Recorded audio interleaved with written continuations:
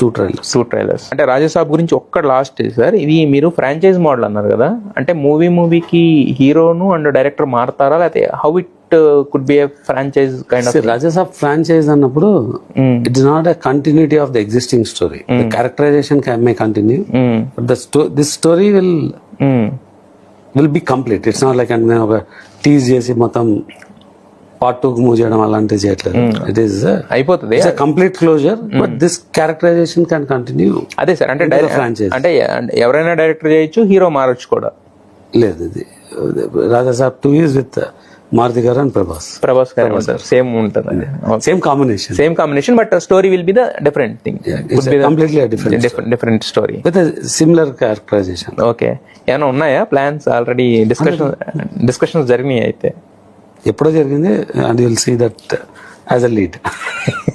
Sir, అంటే మీరు కొంచెం చెప్పినా కూడా చాలా ఇంట్రెస్టింగ్ థింగ్ సార్.